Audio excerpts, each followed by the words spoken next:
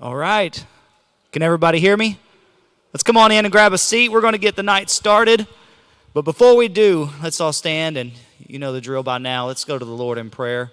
God, we thank you for the privilege of coming in your house tonight, Lord, for being in this class. We ask that you bless this time, Lord, for your glory and for your honor. In Jesus' name, amen. Well, you can be seated. Hold that for me. Hold the whole thing. All right, I often say that and remind you, all of our gifts come from the Calvary Bookstore, our bookstore here at the church. And over the years, you may have heard me say that we've got some wonderfully unique gifts up there. And this week in particular, I asked someone to get the gifts for me, and I was reminded how wonderfully unique they are. So let's dive right in. The first gift we're going to do is a really nice leather chapstick holder. This is a very nice leather chapstick holder, actually. So go ahead and draw the first name. Sister Renee Stranger. There she is in the back. We'll bring it to you. All right, the next gift, and this is actually extremely nice, and everything is up there, but it's a notebook for sermon notes, and it actually has a matching iridescent First Pentecostal Church pen. So you got a matching pen to go with your sermon notebook.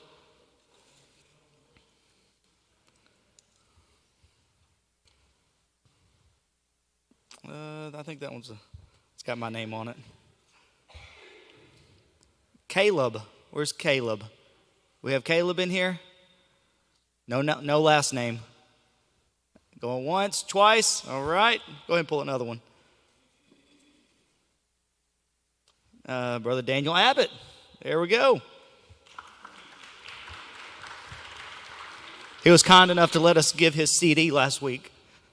All right, and the last grand finale gift from the Calvary Bookstore is shea butter hand cream. Lavender scented. This is 20% shea butter, so you know it's high quality. Am I saying that correctly? Shea butter? And that goes to none other than Brother Gary Myers.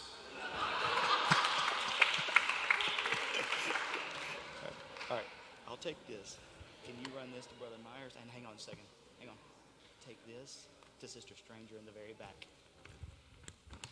All right. And if you really want your own shea butter or chapstick holder, you can get that from the Calvary Bookstore. But tonight we are diving in on the land.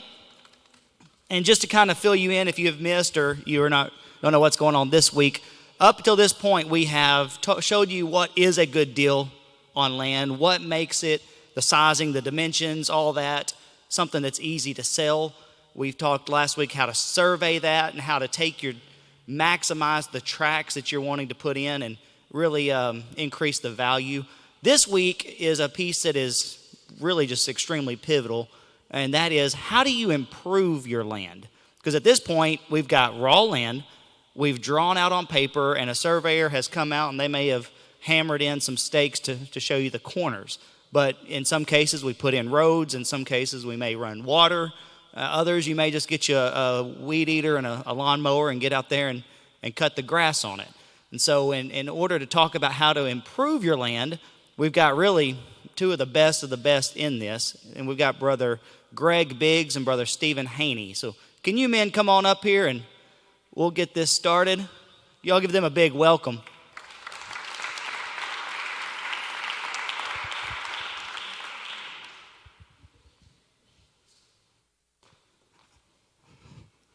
All right, and once again, hey, thank you guys so much for coming and doing this. And let's start off. If you've been in any of the classes, you know what we like to do is start your first topic on a land deal in particular that you have done. And we really like going into details on how you did it, how you found it, what you developed it, all the steps along the way.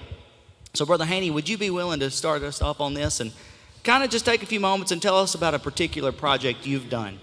Okay, Sister Ruby, if you'll give me that first picture.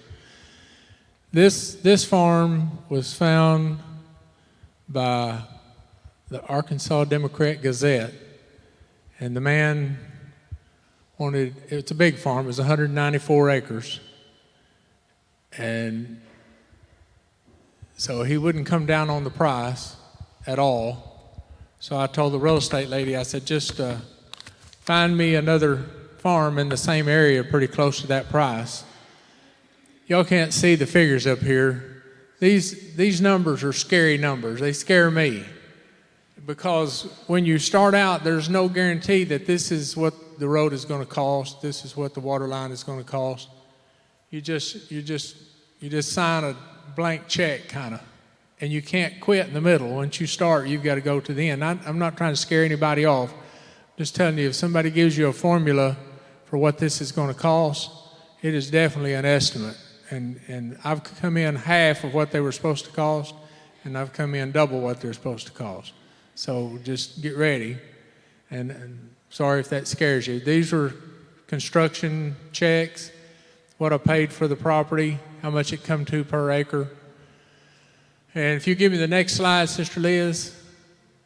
And this farm, we found it. Brittany and I were praying. She was looking on Craigslist. And there it was, 119 acres at Bismarck, Arkansas.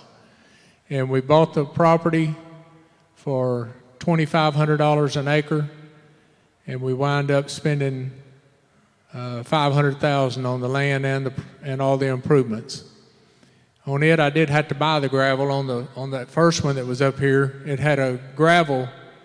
When I say a gravel pit, it was actually like a gravel mountain, and we just lopped that off, and we had stripped off all the vegetation and the topsoil where a road bed was going to go. Piled it over to the side, put that gravel down and made our ditches. And then we put all that topsoil back over where we had stripped off that gravel. So we didn't have any gravel and hardly any hauling because it was already on site. If you come to the next picture, this was the $500,000, what it cost for the water line review. And this one is about probably 5 or 6 years old, getting it surveyed. I'll tell you this, your surveyor and your banker and your equipment operator, these men are your friends. The surveyor, I say, he's the one that prints the money. I give you a quick example, and I know you're wanting details, but I'm going to get through pretty fast. Somebody told me one night here after New Year's when they served the breakfast that they had cracked 3,000 eggs for this church. You know, there's no shortcut to cracking eggs. You got to crack them one egg and then the next egg. But the point I want to draw from it, whatever they paid for buying 3,000 eggs was a different price than buying a dozen eggs. So when you're selling this property, what we're charging for is them being able to buy a dozen instead of 3,000. So that's why the road building is important. You're cutting it down to a smaller tract of land. Some of the roads that we build in there, they allow me to later on cut the track in half again. And I've done that probably 150 times on different tracks. Whereas if I hadn't put that road in, spent that money, then it wouldn't have been possible. Let's see the next picture. Okay, what I did on this one, I took just the survey, just a boundary survey, and I kind of laid my lots in there like I wanted it. This actually is a topo, a topographical map. And you can see where these lines are real close together. It's a steep hill. So I didn't want to have a road just going right straight up that wall. So I kind of pulled the road this way and this one this way a little bit to try to dodge those lines being too close together. And also I didn't want a lot. If somebody tried to buy and put a driveway in, their driveway would just go right straight up a bluff. So I tried to keep from destroying a lot by having a bad position on the topographical map. How about the one next picture? There is the topo. That's that same 450. Right here you see a 450. If you went to that other picture, you'd see the same 450 sitting there without all the roads in it, without all the lot lines in it. So that's what I started work from. I just superimposed my drawing right on top of the topo map. So as far as the purchase price, you're just going to pay the cheapest you can get it for. I don't like to spend my money. I work too hard for it, Brother Flint. And if I can save $1, that's $1 I can give to Patricia, and she can spend it. And so I don't like to write the checks, but I have learned that the road building is the money maker. Now, and I'll tell you this is going to be an answer to another question down the way, but I'll say this and I'll turn it over to Brother Biggs. The only regrets that I have are the roads that I did not build, where I went ahead and sold them for 10-acre tracts. I should have built the road. But at that time, there were plenty of farms, good, cheap farms, good farms, everywhere. So I said, I'll just 10-acre them, get me some more farms. Well, now they've gotten kind of rare, and you've got to work to find them. And I said, you know what? I should have put a road in this one. I should have put a road in that one. So there's my regrets. Go ahead. Thank you, Brother Haney. And I failed to mention, I want to thank everybody listening in on Holy Ghost Radio. Brother Jeff Hoffer is always so kind to stream this for us. But as Brother Haney was talking, mentioning photos and maps, we've actually got a live video stream. And to see that, you can go to youtube.com/FPCNLR. From there, you should see our live video stream, so you can see the photos and know exactly what we're talking about. But thank you again, Brother Haney. Now, Brother Biggs, take us through one of the deals you've done. Well, again, I want to say thank you for everyone that puts this together on a timely basis. Thank you, Brother Herndon, for everything you do, and sound people back here. So we started with a 40-acre tract, Faulkner County, and it was in the woods, and we definitely had to build a road. And it just had rolling plain hills, fully wooded, and it was a purchase price of $150,000 for the 40 acres, and we got $50,000 of OPM, and we were able to develop all that within that window, thank the Lord. And as soon as we'd closed on it and everything, I left a little buffer of trees out by the road, and I started clearing, and I had already pretty well had it all cleared out and everything, and I just left a little window of trees up there in the front by the pavement, and I just waited to knock those out. And just a short little while went by, and I said, well, I wonder if this is going to sell. I hadn't just got it surveyed and didn't really know what I was doing. I just burned up my aunt and uncle's phone a lot and asking them tons of questions, and I thank the Lord for my better half. And anyhow, we'd made 12 3-acre tracts on this particular phase, and within just a short amount of time, right after we had got it surveyed, a man come up and he bought the first tract. And by that afternoon, I had 2 ladies looking for 6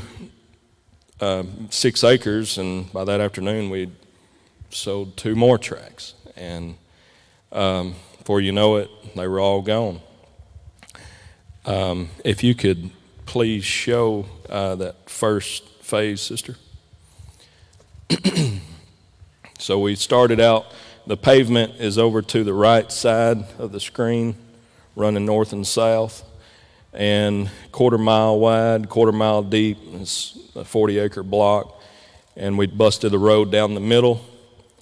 And I wanted to get some tracts sold without building a road, just for starters. And I asked my uncle, I said, how do I do that? He showed me, well, here's what you do. So he helped me draw that out, and I sold lot number 2, was our very first tract to sell, for $29,500. And we had sold them all for $29,500, just in a short amount of time. And that led us to another 40-acre behind it. But I've got some developing pictures if you want to show those. But so that's looking back at the pavement when we busted the woods through, and just spent a lot of time out there, just learning. I've been doing excavating and stuff all my life. I was about knee high to a grasshopper, I guess. I was on the equipment, and so I'm clearing through the woods. I'm averaging about 100 foot for road and utility easement, and where we've been at right now, they're requiring a certain amount for your water main, and then a certain amount for your electrical, and then that leaves us enough room for our ditches and everything. You can go on to there's a little patch of woods I'd left until I got the road pretty well, and that didn't take too long to knock all that out, and I had a lot of curious neighbors. And so learning to deal with Mother Nature, it's always easy to work with her instead of against her. And we did develop, there's a few little soft spots here and there. Brother Haney knows all about the soft spots in a road. And I was too cheap to get a jackhammer on my entrance way, so I had my guys get the concrete saw and the sledgehammers. And I said, y'all just go to digging. So, but by the help of the Lord, we got through a big rock, and we was able to get an entrance in there. But I was just going to share that picture there. And we call that Manna Lane there, phase 1. But like I say, we've got about $37.50 per acre, and we've sold them for about $98.33 per acre. People's built different things on them. They've got different improvements as far as water lines, perk tests, and so on and so forth. So naturally, they're going to get resold for more money. I mean, we started in August of 2017, and some of them's already been sold about at least 7 times. But to God be the glory, it's for the kingdom. And then as far, you can keep going through some of those. There's phase 2. We had worked a deal out and was able to buy another track right behind it. It was another 40. And I was walking through the woods and I was just praying. And I said, Lord, if this is your will for us to continue doing this, just open the door. I don't want to push this door open. And he closed the deal and everything went through, and within a matter of about a 4-week period, once they got surveyed, I wasn't even out there. You know how you can put a sign with a lot number on there, and that's pretty much what sells them a lot of times. And they're out here looking at so-and-so, lot number 12 or 10 or whatever it may be. Hey, I like this. And well, the first person that come along on this particular phase, I just got the road cleared, and you could just see the stakes down through there. And it was about like that right there. You could just see down through there, and just the little signs on the trees. And they said, well, we're interested in lot 11, 12, and 13. And I said, well, you can have that. Those lots are available if they got a for sale sign on them. I've never sold 3 lots in a day's time, or much less one conversation, but the next 4 weeks, that's how it worked out. We had sold that many, within 4 weeks, that whole phase. So, and it had sold for the same money. So give God all the credit. That's incredible. I love seeing this. And it reminds me of a story Brother Haney told, and I won't make him say this again, but about a gentleman in a cafe with an orange, squeezing the orange and getting the juice. And the purpose of the story was just wringing out and getting as much out of this as we can. And really the benefit of putting in a road and putting in additional access is you can only get so much per acre if you're doing these large tracts, just like Brother Haney was talking about a second ago. But when you put in additional access, you're able to put those into smaller bite-sized pieces. You're able to get more per acre by far than you were by doing it in larger tracts. And so what these men are showing us here is, yes, there is some additional cost in doing this development, but that additional cost, you're able to get multiple times more for your investment and for your acreage there. Absolutely. And so that actually leads to the next question. What type of tracts typically make the most sense to put a road in? Are there times where it really doesn't make sense, but which ones make the most sense to put a road in? As many as you can afford to do. If it's a side of a bluff, I have sold them I let the land kind of dictate to me what I do with it. Sometimes there'll be part of the property that may get underwater. You don't want to try to put a freeway down through the Corps of Engineers can do it, but you and I don't have any business out there wasting our money trying to get a road to stay on top of the soup. So if it will stand a road and it needs a road, and if you can get the money or the credit, I say build the road. I've never regretted 1 foot of road that I've built. They've always been good to put them on. As far as these 3 tracts that this man bought, these 3 3-acre tracts from Brother Biggs, if that had been a 9-acre tract, he would have expected a cheaper price. Same 9 acres, but it's 3 3-acre tracts that he bought. Even if he's telling his buddy at work or his neighbor or relative, if he says, I bought 3 3-acre tracts for this much a piece, he's going to be a little more accepted on the price that he paid, the $29,500, than if he said, I paid $90,000 for 9 acres. You did what?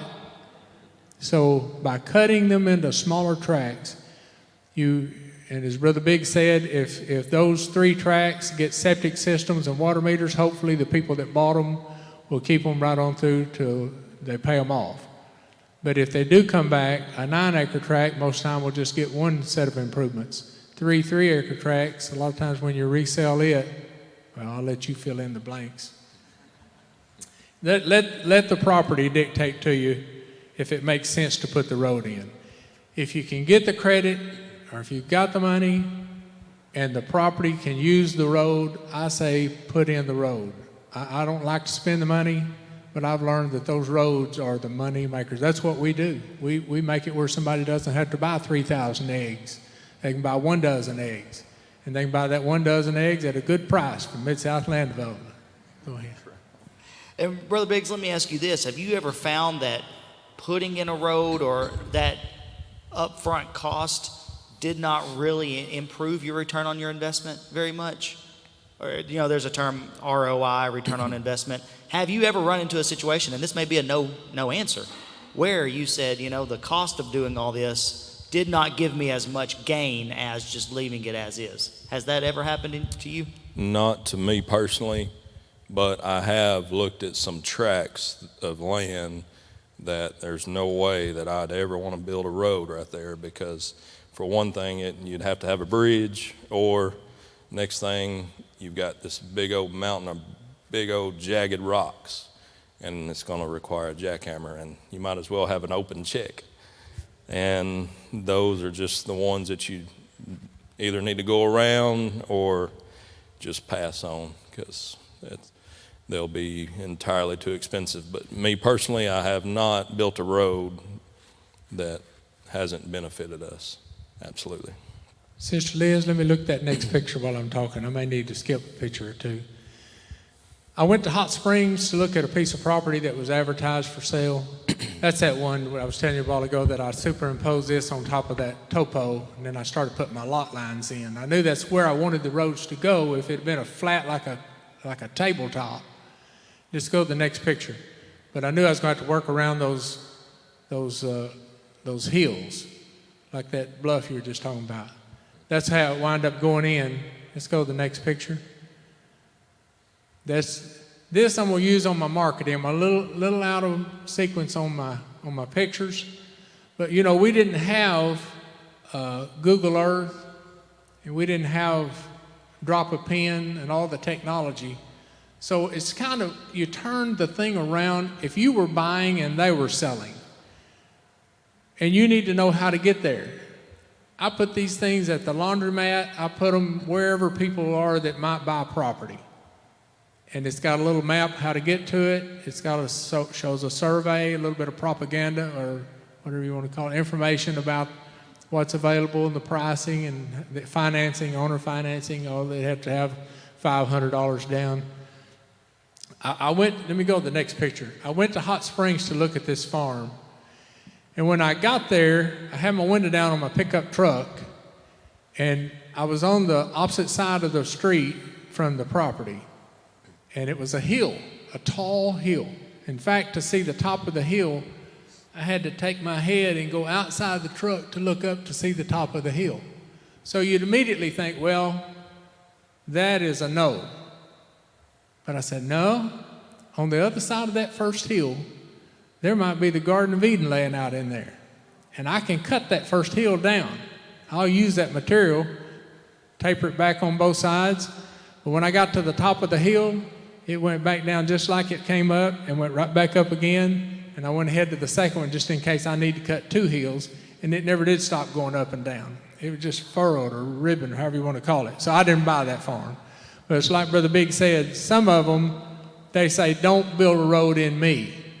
But I'm saying if the property says it can use a road, then you had some hills in the one you showed us the picture on. Don't let those hills scare you. Anybody here know how to snow ski? Everybody? Well, you don't just go right straight off down a steep hill. You kind of go down this way, cut the steepness, then you jump up and you cut it this way, and you cut this way. Well, you kind of do your roads. So you've gone up mountains and sides, and they'll cut it around, and then it tapers it out. So you can do that on your roads.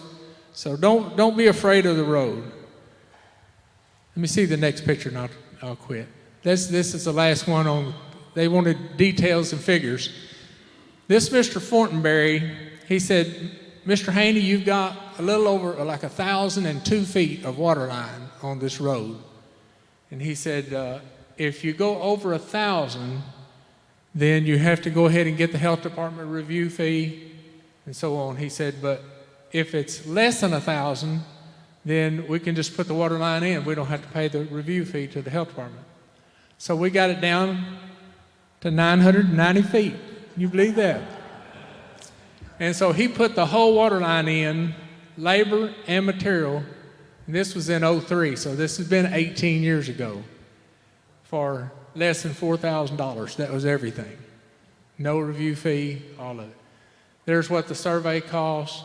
There's what the road costs. Here's how much the gravel costs, hauling, the culverts, and settlement charges at the title company, and how much I paid for the land. So all that together, this is what I had in the whole development. Go to the next picture. If you do less than 3 acres in the state of Arkansas, let me go on to the next one. Less than 3 acres in the state of Arkansas, the developer has to get them all perked. And I have done that on some where I didn't have very many tracks in there. But you can do phase 1 and phase 2, which I think the next picture will show it. And on it had, okay, I did want to tell this about this guy. You remember it came in at $3,900? This was his total project estimate, $5,737. I told him to go ahead and do it, and $430 for that health department fee. He went ahead and did the job, and when it come in, it was $3,990-something. That's an honest man, but I told him to go ahead and do it, and that was his estimate, and it come in that cheap, and that's all he charged me. Go to the next picture. Yeah, this is the one here. See, this is only a 1.05, 1.06, 1.12, and a 1.0. So I should have had to perk all 4 of these tracks, but they never did tell me to do it, so I never did do it. They're all perked now, but the people that bought them perked it. But I should have been responsible for it. These are all 3-acre tracks. This is my 990 feet of water line that I had to put in. Now this little piece of road right here, I could have skipped it. I had highway frontage right here I could have sold tracks off of, and I had a paved street over here I could have sold long tracks off of that. But that little dab of road right there paid for itself many, many times over. So don't be afraid. You see how cheap I come in. You can kind of double those prices nowadays, what it cost back then. Go ahead. You know, one thing I'm noticing, you guys, there's a running theme here of you get out of your truck, you get your boots on the ground, and you really walk. Do you walk every property before you buy it? I hoof every inch of it. The reason is we're not dealing in $10 tracts of land. Go to that next picture. We're not dealing in $100 items. Next picture. That's where he charged me the $39.93. There's phase 2. I'm not dealing in cheap stuff, so I can't afford any bad surprises. If there's something in there, I need to know on the front end as soon as possible. I can deal with it. Really, that's pretty much about 99% of the land business. You buy that farm, and then if you find out there's a hunting lease easement going through there, you deal with it. If you find out there's a wet spot where your road was going to go, you deal with it. It's just dealing with things. And I'm going to tell you, you'll toss and turn. I did, and you'll help your prayer life. You know, he looked at me when he said the hunting lease, because that's exactly what I was dealing with on my property. The one I've discussed, we closed on it, everything was good, then found out I'm surrounded by hunting leases. And that did cause some prayer and some upset, some tension and late nights, but the Lord has worked that out to where in my situation, the big question was there was an easement that the hunting leases were saying they had access to, but there was nothing in writing, there was no permission given. So long story short, I ended up working with the timber company, and to give them permission to just drive down that road they've always been driving down, they offered to pay me $3,000 for it. And I was going to take it for just, letting them sign it over. So the Lord really worked that out, and he will every time. But it's funny hearing you guys talk about that, because if you know me, I am not just this rough, tough outdoorsman. I may look like it, but I'm really not. But I have got out there, and my sweet wife, she and I have just walked every inch of these properties, and you really can't get around that. But if that's not you, don't worry. It's not that bad, I can promise you. So let's talk real quick. Let's get back on topic here. I got you guys off. So what are the most common types of improvements that you make to a property? In this situation, we've really only talked about putting in roads. Are there other improvements that you do other than just that? Brother Biggs, go ahead. Well, what we've done in building the road phases that we've done would be clearing a little wider. Like I say, we've been averaging around 100 foot or so. And then as far as our surveys down each property line, I've had my surveyor go around the edges of it, and then that way when the customer goes out there, they're looking at lot so-and-so, okay, we'll just go right over to that wooden stake on the left side, go right over to the wooden stake on the right side, and just follow them orange ribbons straight back in the woods, and you'll be able to see, your individual track. And that's really helped. And then when they get to the back of it, they'll run into the survey stake back there. And I told him just take off walking across the back and just follow those ribbons. And he usually ties them anywhere from 40 to 60 foot apart, just depending on the trees and availability of the visibility, because you're visible.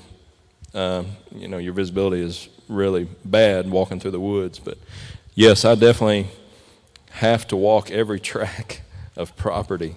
That's very important, being able to walk your land, because you just never know what you're going to find. I've been walking, I'm sure Brother Haney's found a lot of different things out in the woods, but I've found fruit jars, we can drink out of. And just settlers had it years and years ago, and they were just hid under some leaves. Just some real interesting things you find out there. But I just like walking out there anyhow. But as far as you're in, what types of that stuff, that's kind of what we go for. And just the nicer you can make a place, the nicer the families that you will attract, one thing, but that just gives them more of a, a want to, hey, I want to go look at that piece of property, that you have for sale. I want to be there. And so I just found the nicer you can make it, more presentable you try to make it, the more you attract. So. Well, you're going to ask your customer, what is it exactly that you are looking for? And if you've been over all those tracks, and this one lady, she's a poet and an artist, and she liked to draw, and so there was a creek, and on one of the tracks it had a little waterfall in there. And so I just walked her right down to that waterfall, and I said, can you imagine writing your poetry and doing your artwork right here with this? And it was just rippling, like some kind of fairy tale book.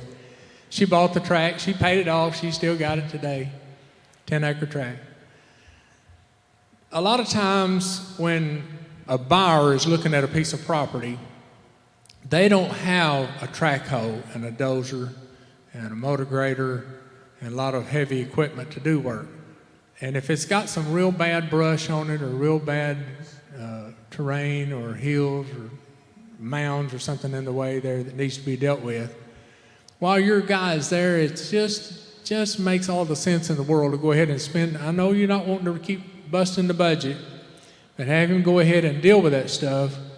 One thing, a lot of times people don't have the imagination. A buyer looks at it and they say, well, it's got those blackberry vines in there, and it's got that old stag in the way. What in the world will I do about that? But in 5 or 10 minutes, Brother Biggs could push that stuff out of the way, and it looked like a city park out there. So try to be thinking when they're looking at it, are they going to? A lot of that stuff looks impossible to them. How in the world can I get over that old pile of stuff there? So we can push it up, bury it, burn it, get rid of it.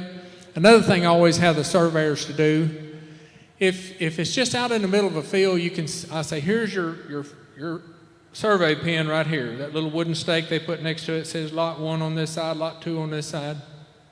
And then they'll put a T-post there because little kids will come by and pick up the wood stake and play sword fight with it or run over it with a four-wheeler. But with that T-post, you drive them good and deep into the ground, and you can get them out, but you got to really work at it. And that helps you find. They've got the pink flagging on the top of it. And that's what I mount my signs on the front one, saying that lot 1's that way and 2 is this way. It makes it easy on somebody that, I know it like the back of my hand, but to them, they just drove up. And if it's in the middle of a field, you can stand there and say, you see that T-post or that pink flag flying back there about 500 or 600 feet back? Yeah, well, that's your back corner. And there's your other corner right over there. But if it's woods, you can't see the back corner. Or if it's got a hill in it, you can't see over the hill to the back corner. So while they have their equipment already set up, now then they're using GPS, but even back when it was just transit, I would have them to go about 30 feet from that front pin and put me another T-post on the property line. And I tell the buyer it has no legal significance other than it's on your property line. So if you get behind it, Joe Pryor, I said, Joe, if you get, his wife's name was, isn't that a rascal? Anyway, I said, have your wife stand behind that post and you just start walking, and of course you got cell phones now, they didn't even have them then when this happened. I said, she can keep telling you back to the left, back to the right, and you go right on through the brush pile and the woods and over the hill. You'll come out exactly, if you have her line up like she's looking down a rifle barrel sight, line up these front T-posts with that next one, keep you right on that bead. So I was fixing to drive off, and Joe goes over there behind it, and his wife, wish I could remember her name, and she was going, ouch, ouch, ouch, ouch, going to that bar flash. That old burly guy was standing back there, back to the right, back to the left. So anyway, anything you can do that makes it easier for your buyer. You got the surveyor there, you've got the heavy equipment operator there, dress it up for them.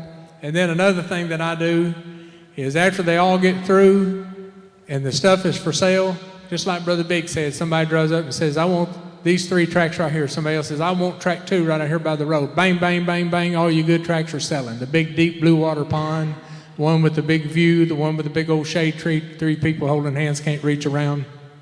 And then you get down to is that where we are? Yeah. You get down to where it's the ones that nobody wanted. And on those, I go out there and I polish the chrome and I clean the white walls, and I mean, I shine that thing up. I don't do it all the way the whole 500 feet back, but right there at the road, first impressions are powerful things. And people say, well, you're crazy to go out there and work like that. Sweat and red face and blisters and poison ivy and ticks and chiggers. And of course, Deep Woods Off will help you on that. But anyway, when I get through with it, Tricia brags on it, and that kind of pours a little gas on my fire. But it really changed the looks of it. Johnny Martin, Sister Kathy Martin's husband, he told Terry Isbell, he says, I'm going fishing at Clear Lake in the morning. And Terry says to him, what if they're not biting? And Johnny says, I'll make them bite.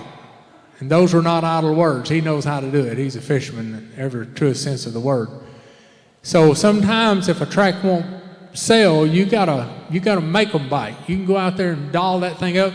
And I have, am I getting ahead on the questions where okay. I have gone out there and put a pipe in. Now, on my roads, and I highly recommend doing this, you know, unless it's just flat like this floor, if it's rolling hills, on every top, they go ahead and push their ditch so they can make it straight. But they save me a little bit of material, and they'll come back and they'll fill that ditch in at the very top on both sides of the road. Here, there, all the way through. And they make me a driveway going from the road onto the property. That helps a whole lot. Actually, they're hard workers. They pay their bills. They just don't have a lot put back to put in a driveway.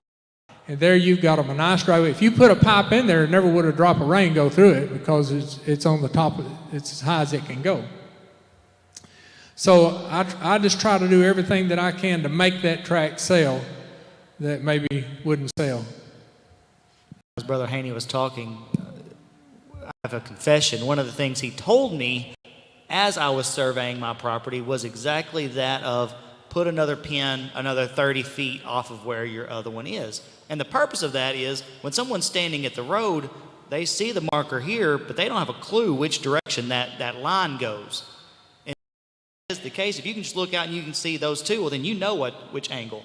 I did not do that as he instructed, and sure enough, I had people just, I'm standing here, where is my line? You know, and I would say, well, you just keep on walking, you'll run into it. And eventually they would, but boy, that would have lessened a whole lot of those briar pricks and thorns and so forth if I had done that. So not a very expensive investment to make, but it tremendously helps. A mowing on a tract of land, I'm telling you, it puts a suit and tie on a tract of land. And going in there and taking out all that brush and briars, it just dresses it up and makes it sell. When you go in and I strip those tree trunks up as high as I can reach. You know what a city park looks like. Just you got those tree trunks with the crown above them. And I don't do it all the way back, but I do it right there at the front. They said, the rest of this property look like that? I said, well, when you get through with it. All right, now we all like to hear of the perfect scenarios and the storybook projects and these just home runs, but not every deal is that way. So take a moment and tell us about a unique situation you've run into on a project. Let's start with Brother Biggs. If you don't mind, can you put that slide up? It's like got a dozer on the picture with some gravel or maybe a big culvert. There you go, right there. That was my first really scary encounter. Tremendous amount of groundwater. Yeah, the trees were big and pretty, and I had about 2 foot of really, really good topsoil. Well, that particular ground did not want to set up. There was so much water that had been going through there for so many years, and I was just trying to go with the flow as far as the angle of the creek. So what I did, I dug a hole. It's to the right. Can you flip the other slide there? Maybe one more. All right. To the right side, you notice looks like a small little mud hole pond deal. So that is a really deep hole. And I was trying to figure out how to dry that area out temporarily, just enough time to undercut and get the right amount of dry, compacted feel across there. And so my dad had showed me a trick of digging a hole right next to where you're working, uphill from where the majority of the water is coming from, and you're basically making a bleeder hole. And so the water would bleed into there, and it allowed me enough time to get across this draw. And I had about probably at least 3 foot of fill that I had to end up putting in there, layer upon layer upon layer, once I got all the muck out of the way. And I did find, too, that in situations like that, when you run into that, if you want to go back one, if you notice the B stone around that culvert right there, well, underneath that culvert, you see how dry it is now. That was by that afternoon. That's how much it dried up. I mean, I did all that in pretty well the same day.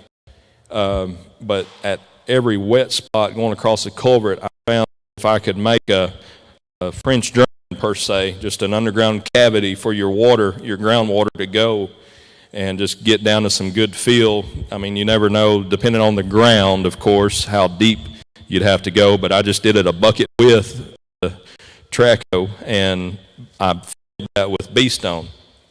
And we're only talking, it might have took another load of B stone to make an extended underground drain under the road, but significantly changed by the next day. And you can see there's no standing water, and that's by that afternoon right there.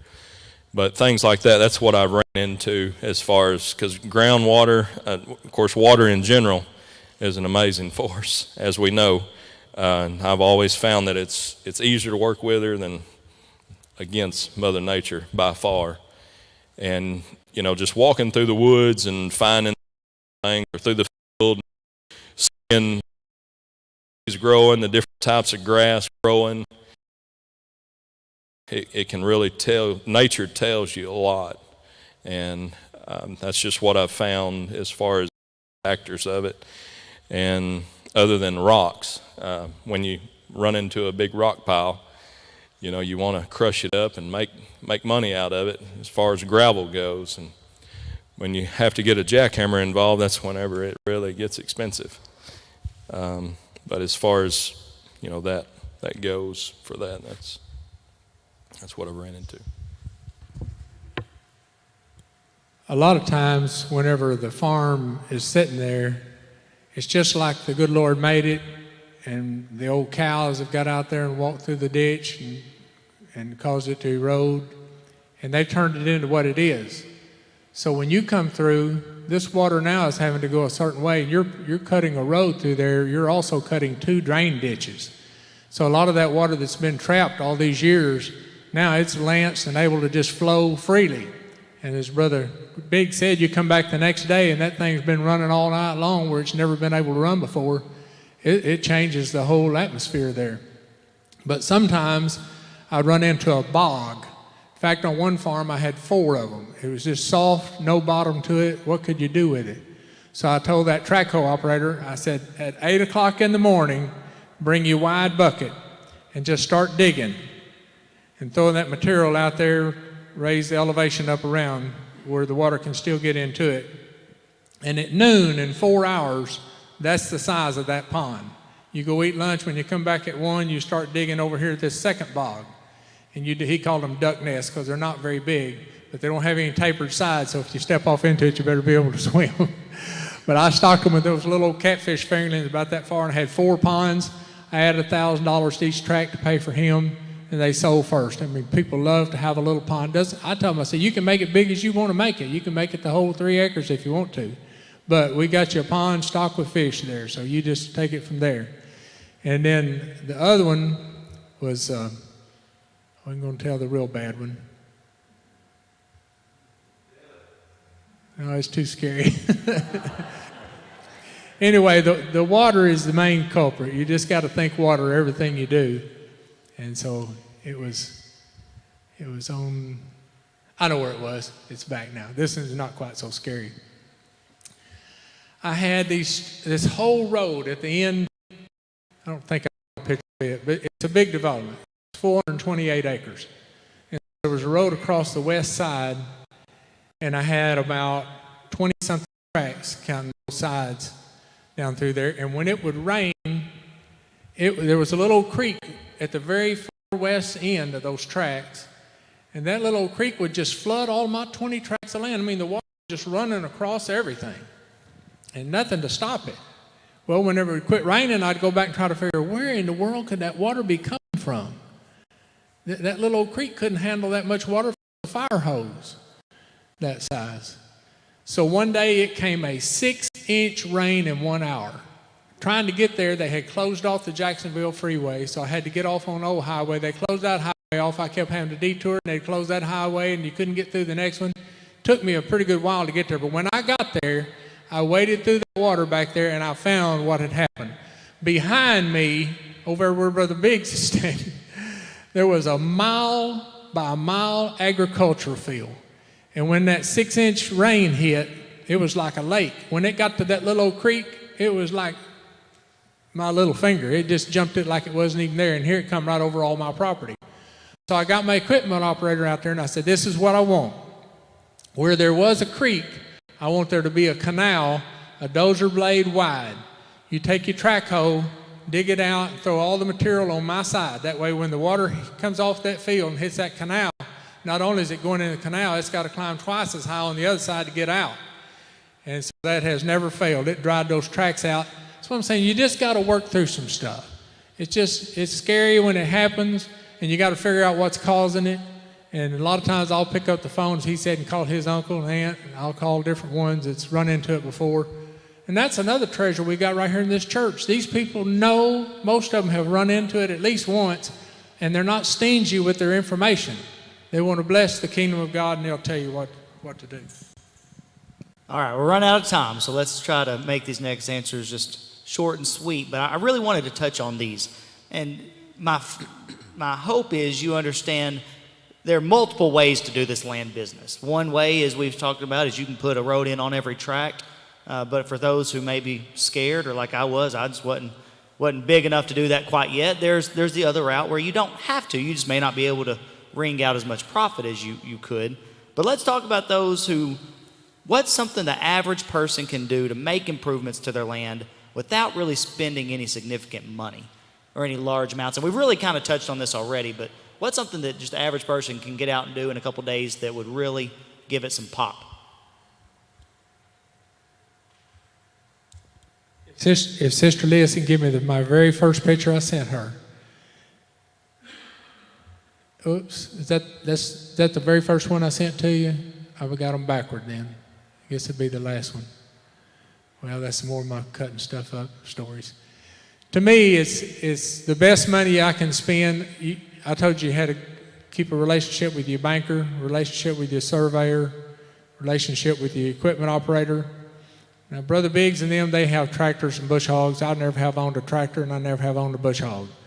But I should have probably done it, but I always looked at it like when I don't need it, I don't have to store it, I don't have to repair it, maintain it, I don't have to drive it, pull it up there, spend my time mowing the property. I just call and tell them, the guy that I have that does it, go over there and mow lot 37.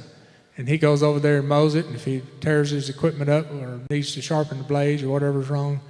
But to me, that's the biggest bang for the buck is getting it mowed, and then I'll go up there behind him. Don't laugh, but it works.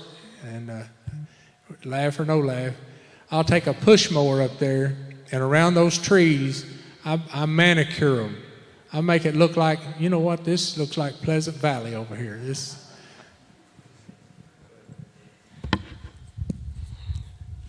Yes, the closer to Pleasant Valley look that you can get, the better it'd be.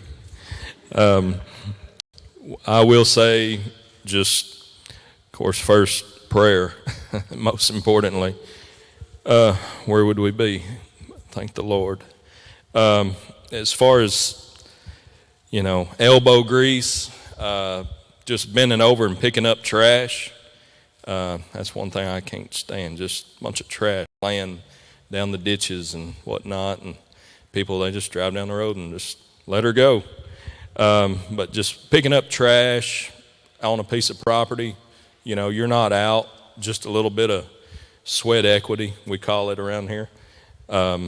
Looking for these pieces that you don't, spend a lot of significant money. Weed eating, you can get you a weed eater and some mixed gas and some good weed eater string and just go to town on a piece of property. And no matter if it's 100 foot of road frontage or 1,320, just however far you feel like weed eating that day or that week. Unless you get you a hired hand with a bush hog or something like that.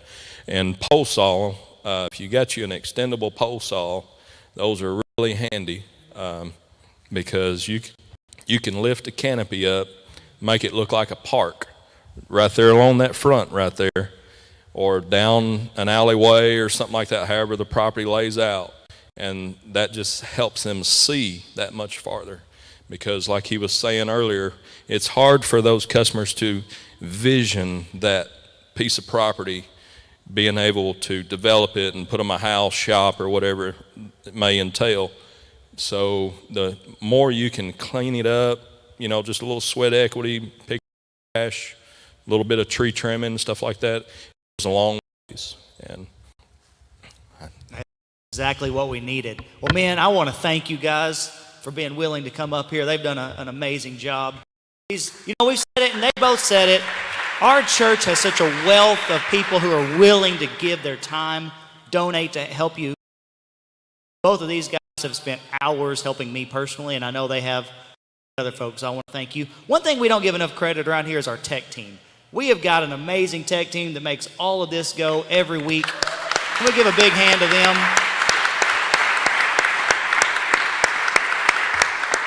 And next week, how are you selling this thing? We're going to talk about how are we going to market this land. You got it improved. You got your road in. How do you market it? And then how do you sell it? We're kind of coming full circle on really how do you start collecting that money, because that's what it's all about. So, we'll same time, same place next week.